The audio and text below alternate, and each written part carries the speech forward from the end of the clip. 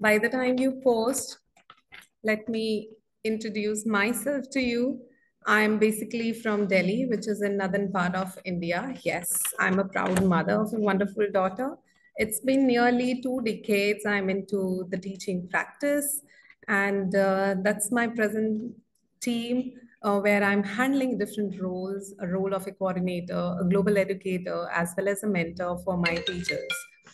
Uh, I have taught into 3 different countries, including India, Indonesia, and UAE. And the image which you could see on the left bottom that talks about, how I've been a lifelong learner and eventually become the role model for others in the right image. And yes, we all are the learners, whether we are spending time with our little ones or we are collaborating with colleagues or engaging with parents.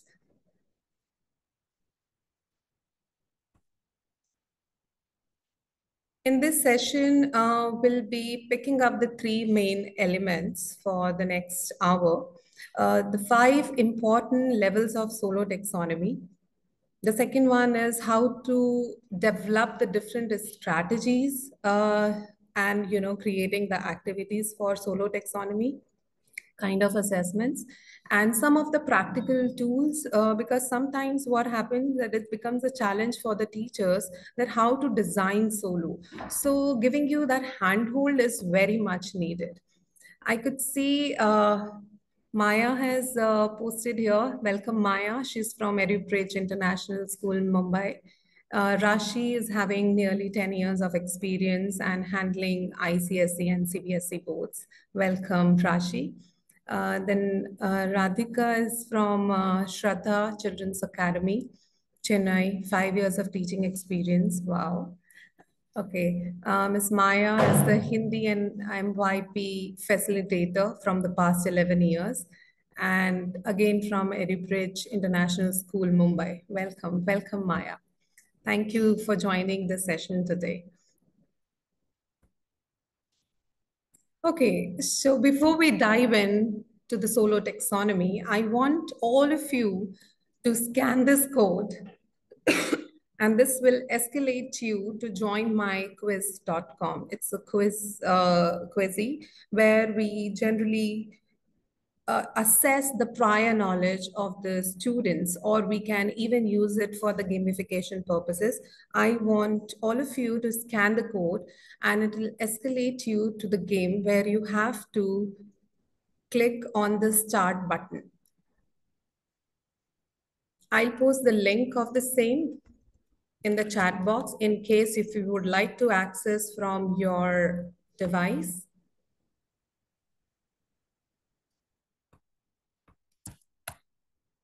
There you go.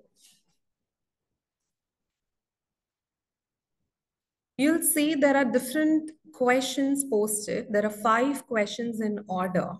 One, when you start answering these questions, I want you to understand how it goes, to the complex level. Are these questions connected to one another?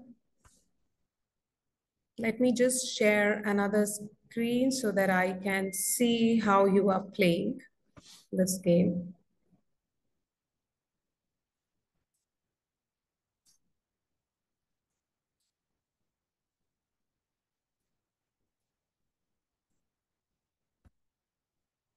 Okay.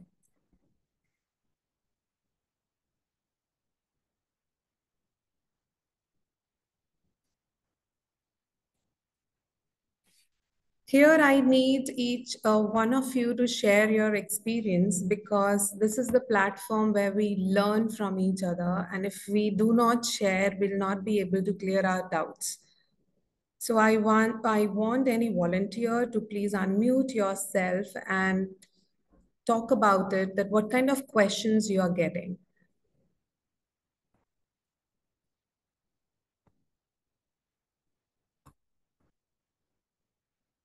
The first question on your screen might be, what do you see in the image? Rashi, would you like to talk about it if you're playing this?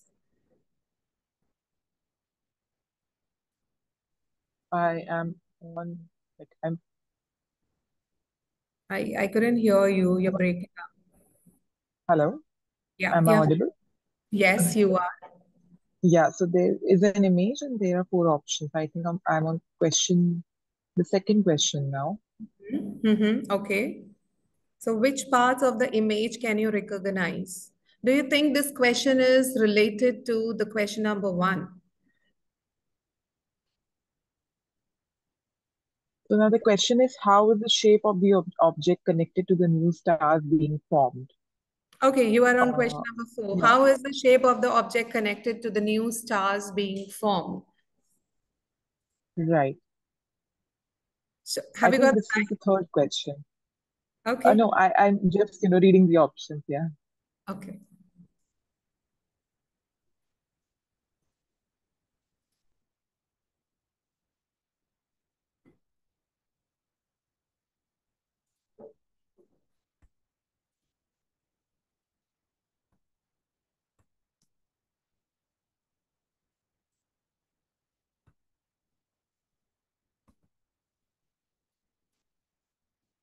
If you are done attempting all the five questions, can we discuss now what is the purpose of playing this and how it, meets our present day's objective?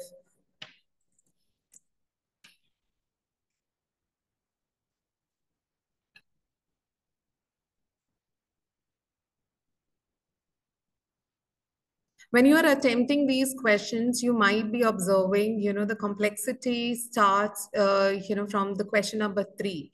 So the first two questions are simpler compared to the last three questions. And that's how the stages of the solo taxonomy works. So if you are done, we can move on to the next slide and talk about it. What is solo taxonomy? Kindly give me a thumbs up so that I can move on because we can revisit to the same slide and see that what we found right, the answers. Yes, thank you, Radhika, for giving me thumbs up.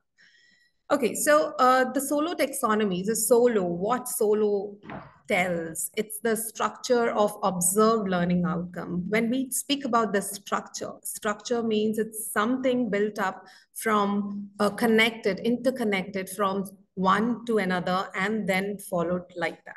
So you cannot break that line in between. So if we have the different stages, the stages go via, the starts from the simple and then complex and then more complex towards like that. So it's yes, it is categorizes learning outcomes based on the complexity, which is developed by John Biggs and Kevin Collis in 1982. The revised version came up in 1999. And it definitely helps the educators how deeply we understand the material, the students understand the material. If you are in PYP or in MYP, we generally, we see the big lens, we see the big idea that we are supposed to assess the students. That's absolutely fine because it's the integral part which we need to do. But what if the students do not understand the purpose of taking assessments?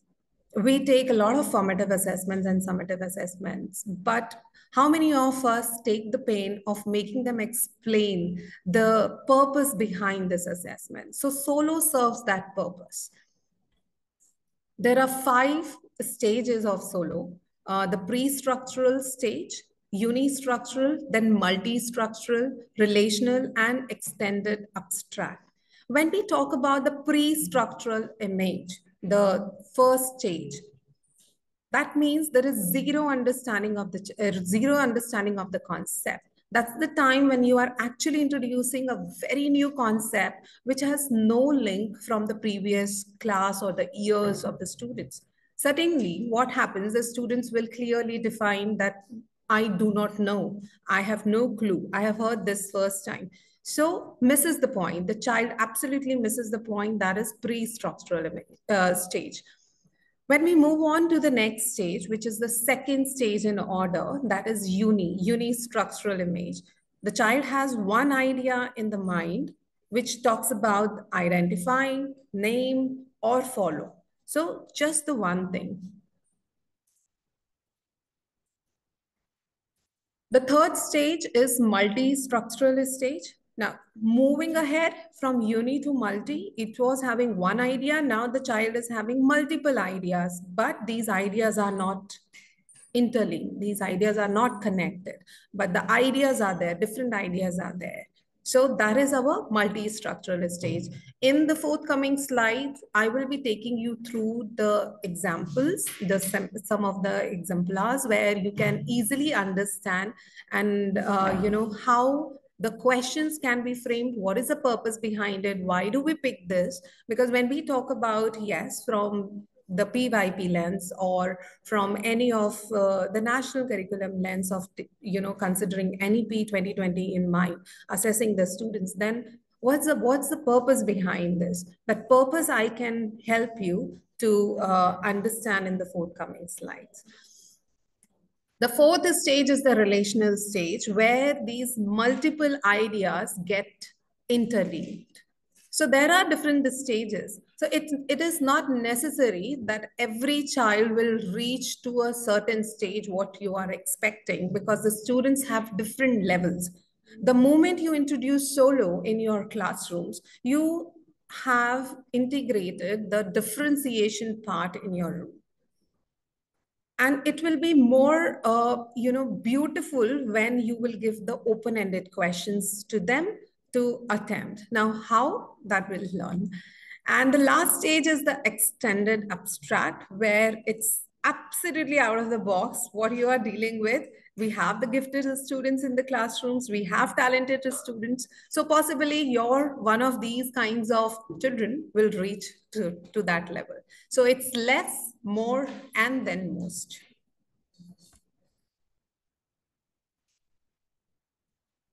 Now, the question is difference between, okay, Rashi has a question. Rashi, please.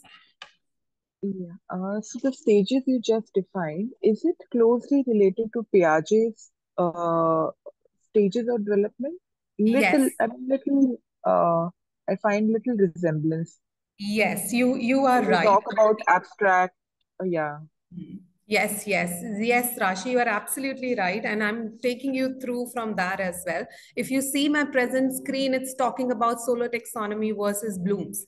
So that's what we right. are going to talk.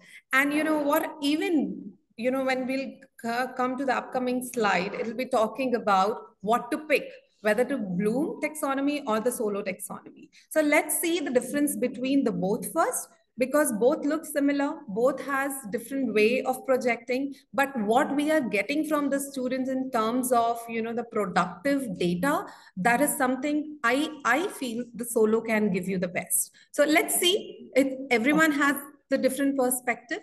Okay, so if you see on my left hand side, it's the Bloom taxonomy structure, which we have read in our Bachelor's of Education degrees. Most of us have gone through with this, our lesson plans, everything we used to design keeping this in mind. If you compare both, what will we see? There is no pre-structural image. So that is not apt that we are considering, or we are keeping the student to certain stage of learning, that my child is able to do this. There could be a possibility where the child will come with the zero understanding of something. So we should have the objective or the criteria for those kinds of students also, those to them who we are introducing something absolutely a new concept. So that is pre-structural stage. But when we go to the remember into blooms, that is absolutely aligned with your uni structural image, just the verbs get changed a little bit. So here, as if you are naming, labeling something, here you're talking about the simple procedures like step one, step two. But yes, the child will have only one idea. Possibly he could describe one step, but could not go ahead. Okay. And when we move upward, where you could see understand stage in the bloom, and in the solo, you could see multi-structural stage. So understanding could be, describing a few things, but has no connections. Again, summarizing few things, but no connections. Same as the multi-structural image. There are different segments the child is covering, combining, describing, listing, but the ideas are not interlinked. That you could achieve in the next level, where you could see the relational stage of solo taxonomy, and compared to the Bloom's, where you have two stages: analyze and apply. So when we talk about analyzation of something or examining something, application of something, that is combined, in your one stage, that is relational stage. And we have variety of, verbs which you can use. At the end of the session, I'll be providing you a very good resource where you can use these kinds of verbs and enhance your way of taking assessment and collecting evidence from the students.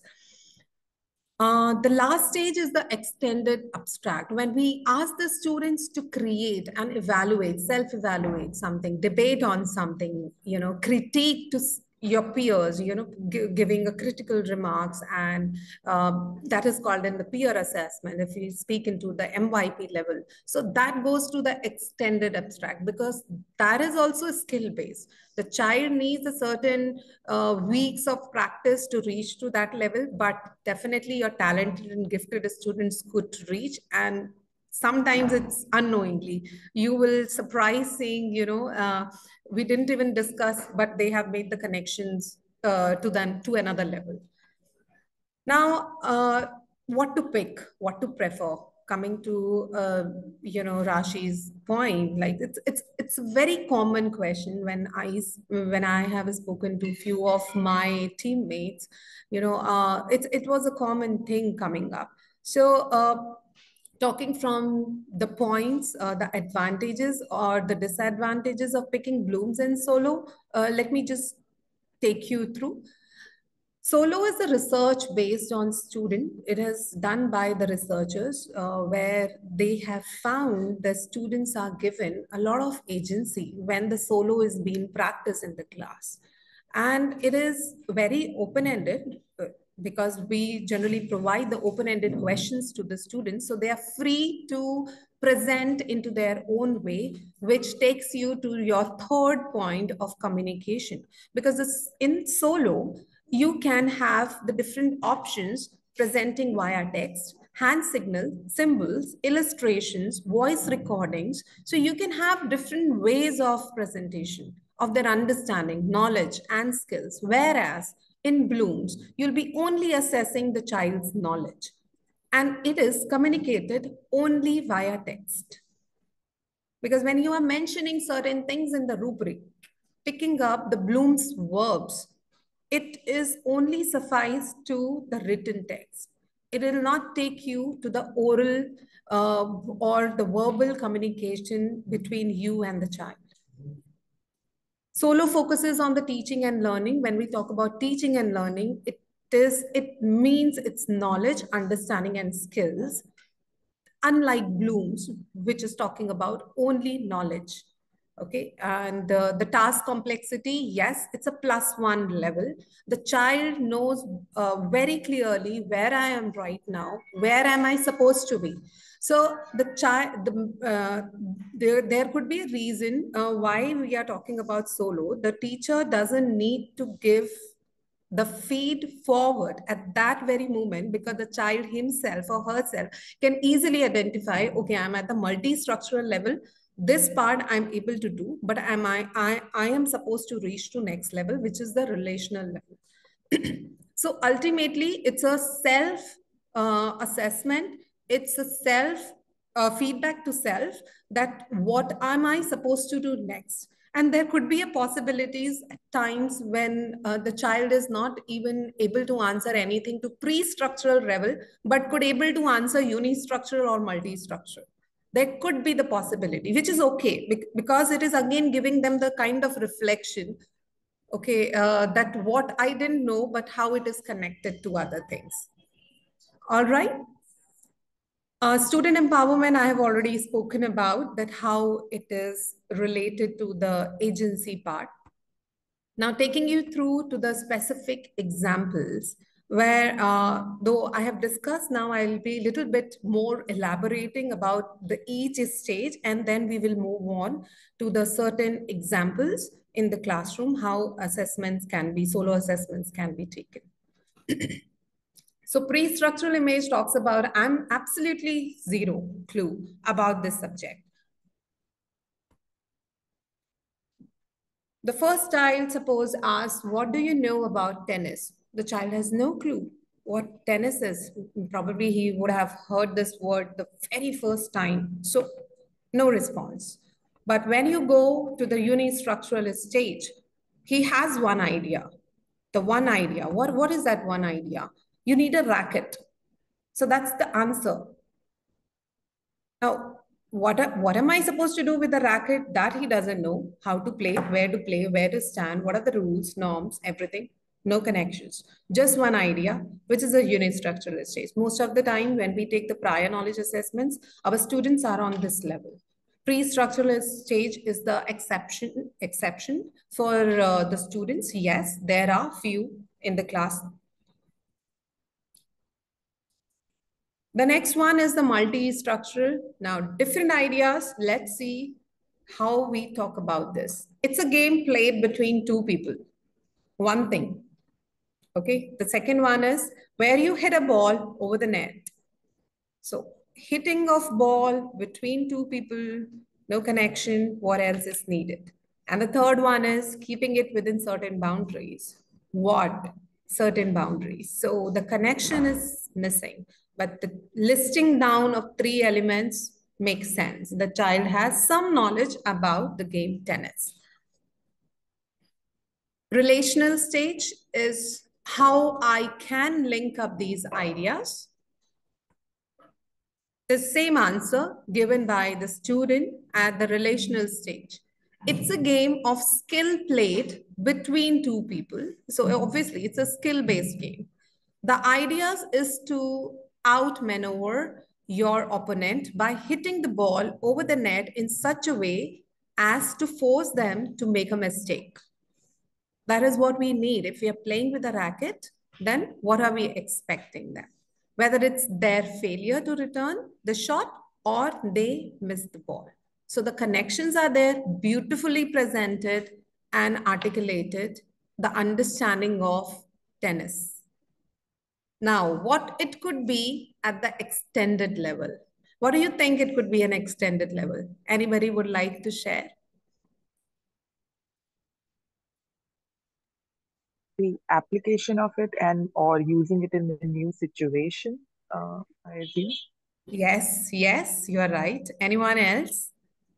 Radhika, Maya, would you like to?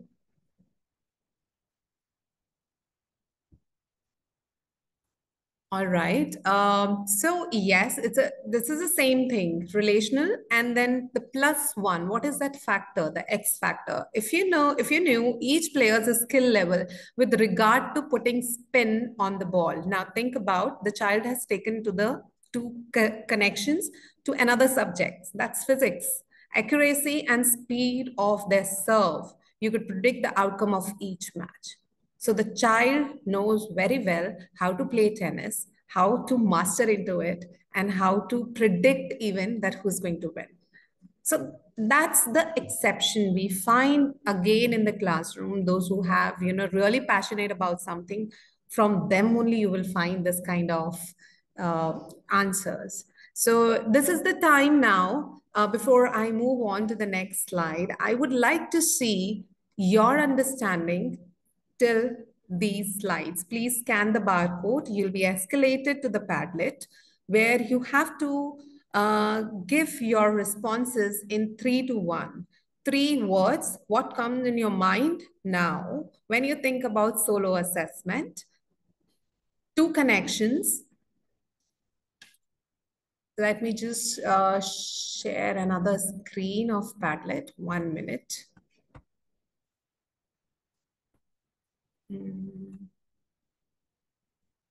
Okay.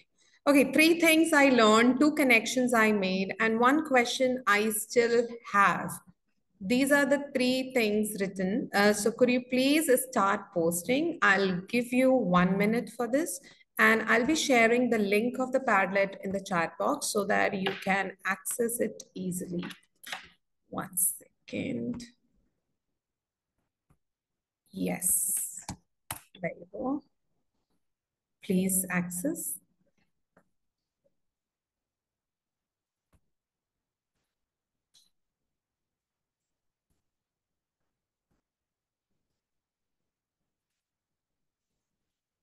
You have 1 minute to put your responses here. What three things I have learned today about solo assessment? You can even put the keywords. You don't necessarily to put some phrases.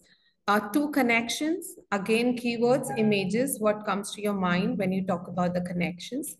And one question I still have related to solo.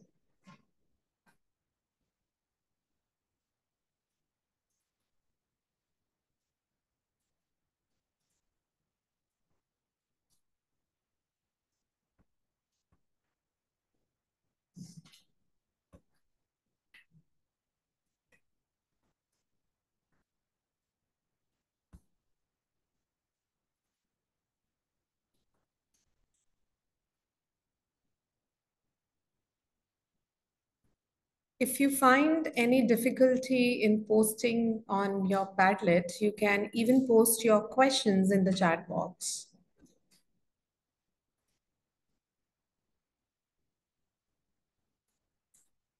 Feel free to ask your questions.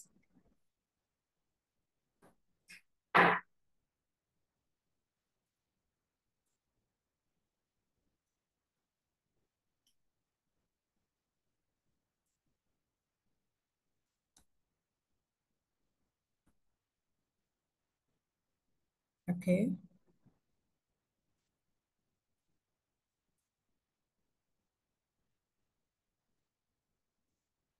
I could see some of the responses here. Three things I learned: the students' assimilation and accommodation of information in class. Yes. The stages of solo, how the levels are related and applied. Yes.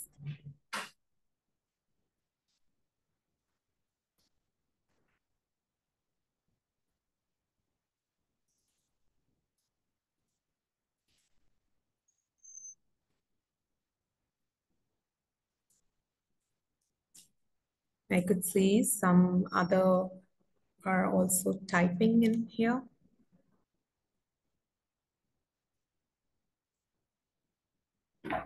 Okay, one question. Many levels are interrelated. How to address this challenge? I will take you through. Thank you for posting the question.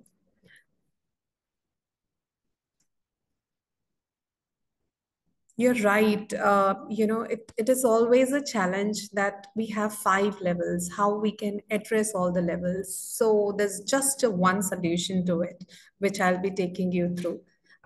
People, can you please give me thumbs up if I can just move on to the samples, because it will take some time and then you might have some questions based on that. Okay, thank you, Maya. Thank you so much. So moving ahead, this is one of the exemplar which I would like to share with you. Um, this is from grade 4, where all 5 levels are there in one of the assessments.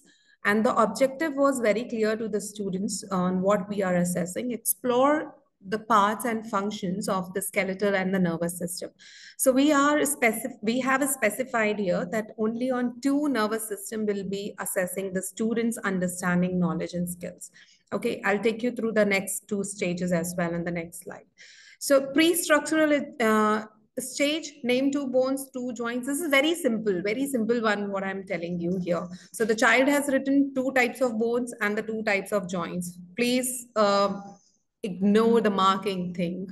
Okay, then unistructural stage, list 2 functions of the skeletal system. So you could see the interconnectedness between the first and the second. We started with bones and joints, okay?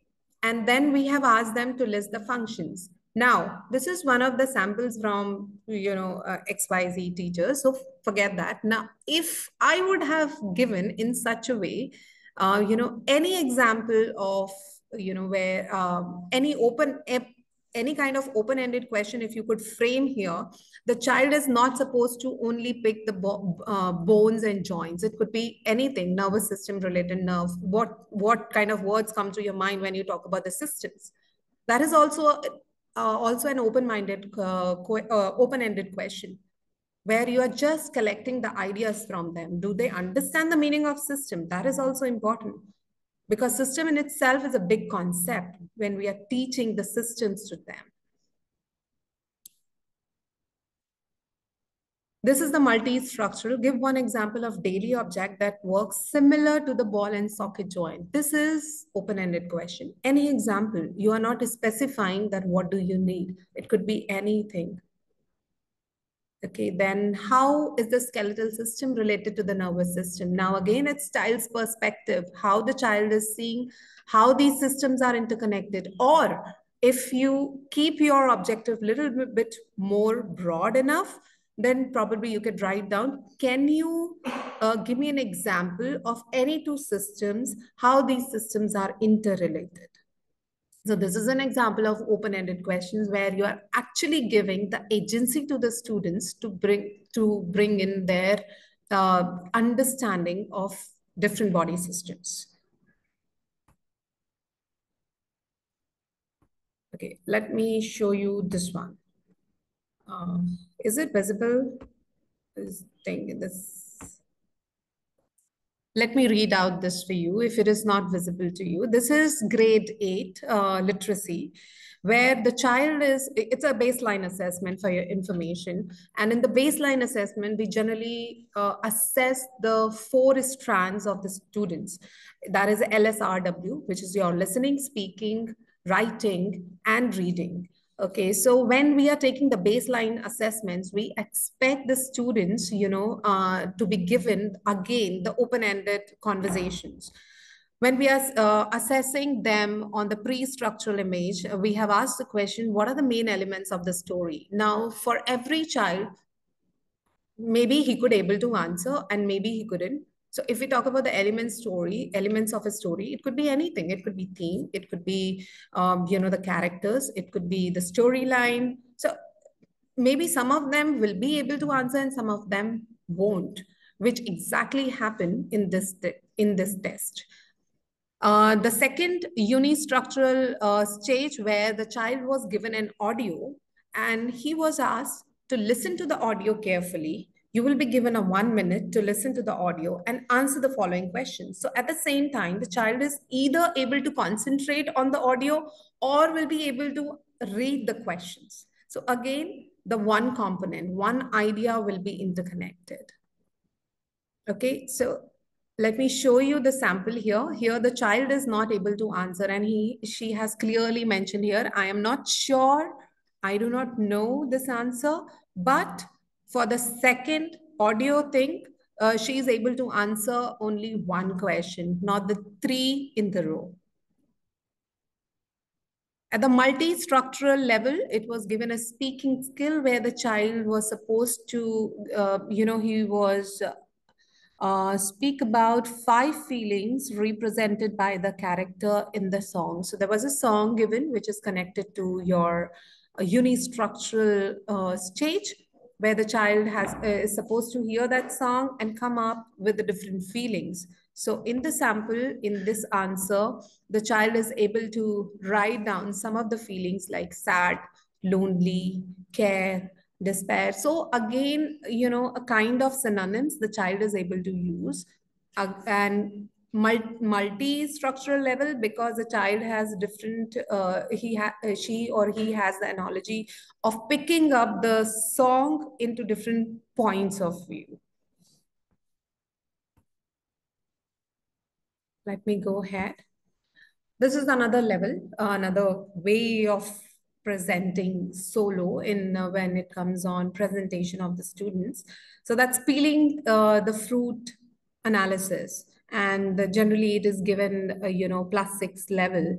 So in this case, you can, suppose you have given a kind of, questions, again, unistructural and then your multi-structural, relational, how you are framing the questions, that is very much important, because ultimately you don't need to design the specific rubric for this.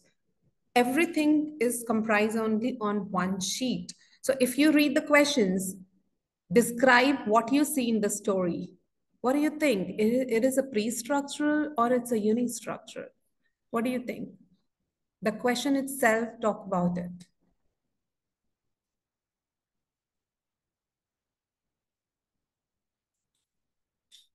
Describe what you see in the story. This question, where do you think this question should be placed in? A pre-structural stage or a unistructural stage?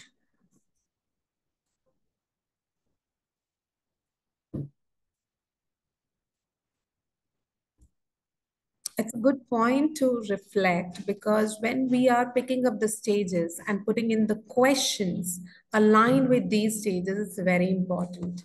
Yes, someone has posted the response here. It's unistructural. Yes, thank you, Rashi, for posting it. Yes, it is unistructural. And what about this one? What are the two questions do you have about the story?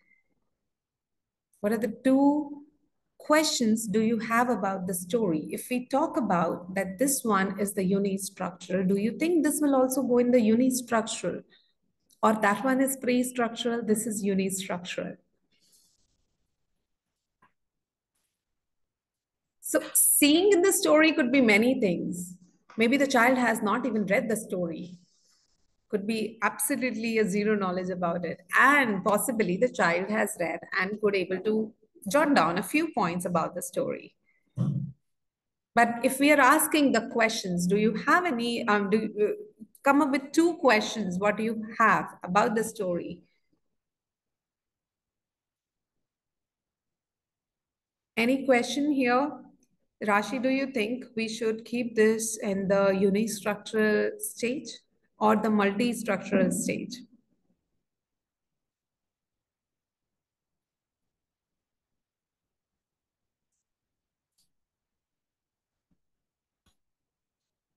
Okay, Maya has written multi-structural stage. All right, fine. I mean, there is no wrong answer and there is no wrong question.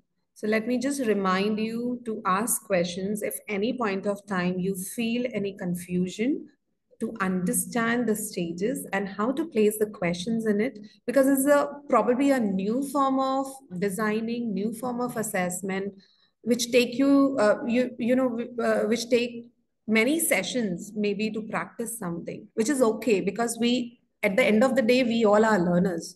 We are not, the masters of doing something. So yes, you are right that some of the questions we can easily read and put them to the desired stages, but some questions, it make connection to another level. For example, different viewpoints, how could the ideas of the story seen differently?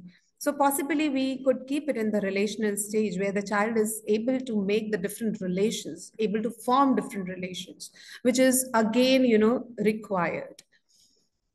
Now, this is a solo assessment exactly looks like. Somebody has asked the question in the beginning that there are different stages. How do we address those stages? So now this is your answer. When you are actually designing the assessment, keep all the 5 stages in your assessment with the questions built in for the students, so that your students can easily read the question and attempt to what they can to the certain level. Not necessarily all of them could reach to relational level, that which is fine, because sometimes what happened, most of the teachers prefer to take solo at the beginning of the unit and at the end of the unit to see the progression of their learning. Okay, so if you have two different sets at the beginning of the unit, at the end of the unit, it gives you the clear picture of what you have started with, what you have achieved in terms of the success criteria. So this is based on understanding of fractions. This is just to make you understand that how the assessment basically looks like. So the solo assessments looks like this, where you have to give some of the space to the learners on the right hand side, where it's written sample task, where the students can just write down their answers. Not only in writing, they can draw, they can illustrate, they can speak, they can record. That is up to you. How would you like them to present? How you're giving them the agency to present that? So if you see, understanding of fraction is the common objective for all of them, but I have differentiated my students into different levels. So when I had taken this kind of solo in my classroom, we discussed the questions only, and I instructed them to read the objectives after you are done, so that they know that till where they have reached and what's the next level. So no understanding of fraction cannot recognize present the parts of whole. That gives you the clear idea to put it into the teacher's comment that where the child lies at that point. So the question could be represent a fraction. The fraction is anywhere, anywhere. Why to specify represent 1/2 in your notebook? Why to specify? So if you are focusing on the agency, imposing, I would say, sorry, that's a negative word, but if you are imposing agency, then why not to be the open-ended questions? What are the parts of the fraction? Again, the child, however he is presenting, let it be very open-ended. Let him speak about it. There could be, there are students in our classroom, those who do not like writing. You make them, talk to them, communicate to them, and then, post their responses, or just give your feedback. Okay, the child knows about the pre-structure. Move on to the next level, which is understanding a single aspect of fraction. Let's read this. Represent any fraction of your choice and mark its numerator and denominator. Could be a chance the child is going to pick what he has written on the first level. He'll pick the same fraction down and write down its numerator and denominator. And could be a possibility where the child simply write, I do not know what is numerator and what is denominator, which is obvious. Fine. Child could able to easily reflect that I really do not know. I have not heard even about what is numerator and denominator. But if you twist the question, what is the whole in the fraction? Any fraction. Maybe you can represent a fraction wall to the students. And then possibly you can ask them, what is the whole into this fraction wall? And they can just point out and talk about it. Why do we call it whole? And you can easily assess their knowledge and understanding about the wholes and parts, but not specifying to numerator and denominator. So always keep your questions open-ended, even if you are a Hindi teacher, if you are a bio teacher or any subject teacher, keep your, learning open, where you get the different responses and you can easily understand the levels of the students in the classroom. So when I had taken this assessment, most of my students, they reached to the third stage, and some of them were on the second stage. So multi-structural, again, we keep our expectation always high that my students are supposed to be on the relational level because I've done it. So at the end of the unit, but when you are starting the unit and 1 week is over and you're taking this, definitely your students will lie near to multi-structural or the unistructural, because that understanding has not yet built. And you can, it's not necessary that you are supposed to take it at the beginning of the unit or end of the unit. Even in the middle, you can revisit that what you have done, so that you know where your child, how your child is progressing, where your kids are lying in the classroom. Is there anything you need to change in your strategies, in teaching and building up that skill? So designing and taking it in the beginning of the unit is the best time. Okay, and this is how we built up the routine in the students. If you see the extended abstract, that goes to the decimal part, where I could not feel that most, any of my student could reach. But yes, could be, again, those who have that prior knowledge of decimals, they could even simply write it down that possibly it is related to decimals, but I do not know beyond this. Okay, but the connections are formed, connections are built, and that's how our stages are interconnected. So that's why we call it, it's very open-ended and always a +1 level, where the child knows where he's supposed to go, what is next for him, what is a goal for him. So again, it is, helping you to meet the success criteria, the student's goal in the classroom, because it's all around. I feel when you have a PTM with the parents, you can easily present this to the parents and show their progression, how their child has started learning, and how and where he has reached till now. I'll be sharing one really good resource with all of you. It's a very wonderful resource. 1 minute. Let me just stop sharing this screen.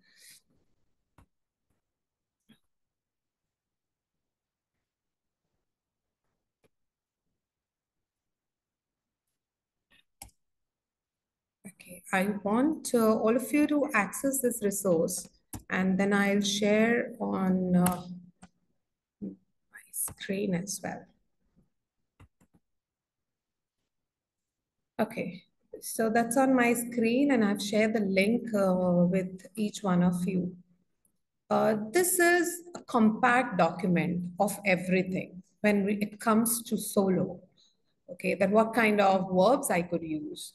So when we had this discussion starting with Bloom's taxonomy, it has a similar goals in it. Okay, similar verbs in it, and the similar verbs, but changing the stages, that how we are changing some of the stages when it comes to solo. So you could see here when it's uni or it's multi, it could be define, identify, recall, describe, outline, list. Now when we talk about listing things, again, revisiting to the concept, could be a one idea, could be three ideas. So list is the kind of verb which you can use for both. And when it comes to relational, sequence, classify, compare and contrast, example. Now, these are all connected to some of the visible thinking tools which you can use in your classrooms, where your students can easily pick and present. Okay, SWOT analysis for the higher grades. GRAPS model is again for the higher grade. Connect, extend, challenge for grade 3 and 4, mostly used. Think, puzzle, explore, 3, 4, 5. Then circle of viewpoints, 4 and 5 could use.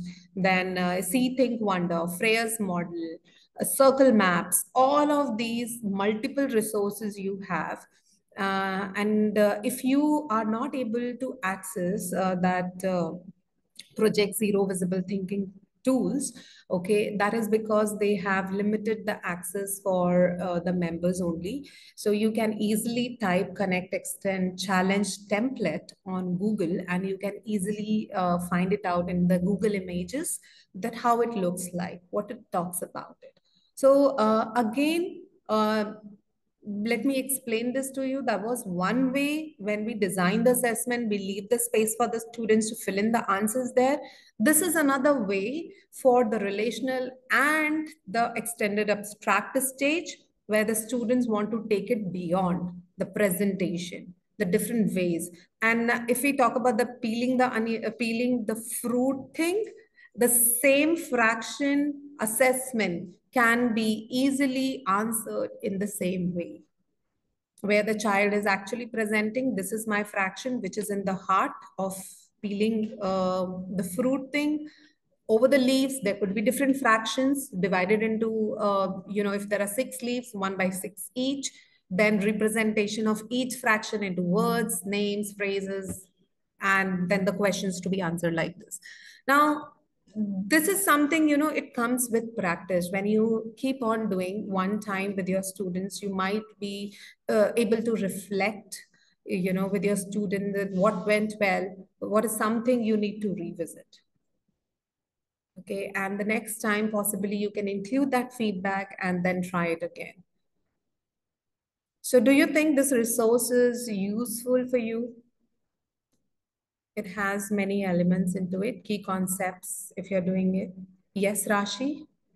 Yeah, this is an extremely useful resource. I mean, everything is here, like at one place, so we don't really have to, Yes. refer to many websites.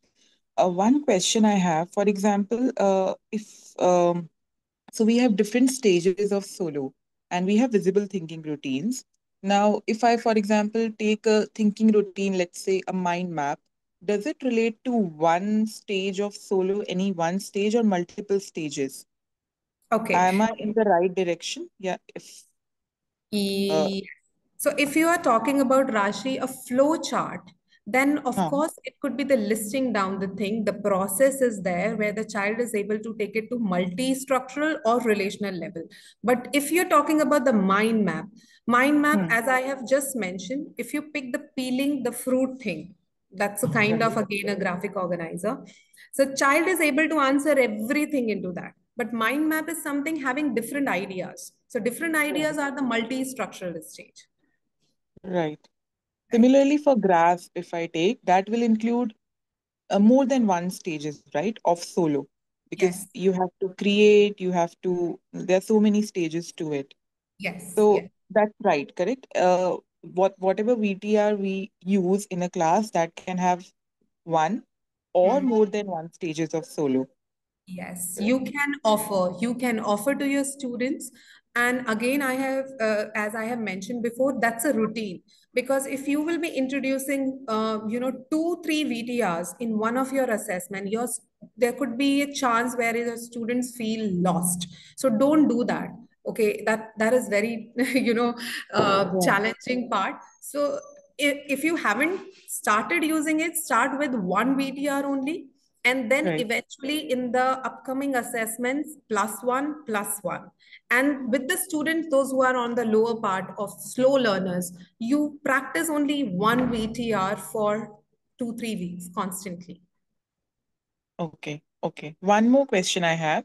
For Yes. example, in Bloom's, when we use Bloom's in class, many verbs that we see is in CL2 and in CL4, for example. For example, compare and contrast is in CL2 and also in CL4 when we look at Bloom's. Now over Okay. here, if you come down to this Come document, down. uh, Okay, let me yeah, come. yes, Okay. yes. Yes. Now, for example, if I use the word describe or Okay. let's say explain, is it possible that it may appear in more than one level based on the difficulty Describe. level? You mean this one? This one? Yes, for example, I have the word describe. Mhm. Like in Bloom, we do have repetition of verbs across different levels. Explain is also in CL2, then also in CL3. It may also be in CL5, and we assume that based on the difficulty level of the task, it is in different places. So, is it the same with solo? Can Yes. verb Can go. level? And again, you do one thing in such a cases, you can have open-ended questions so that you can easily assess your lower level and as well as the higher level. Okay, okay, Okay. got it. Thank you. Any other question? No, we are done before 5 minutes. Any other questions we have? All right, thank you for joining. Okay, and you will be getting this PowerPoint from Miss Ashika. Okay, she'll be sharing with the participants. So yes, you can use this. The images are the copyright issues, so please take care of that. And do post your questions if you have any, because we are on the Unconference group of WhatsApp group. So please, if you have any further questions, do not hesitate. If you want me to just look up your solos, I would be more happy to help you.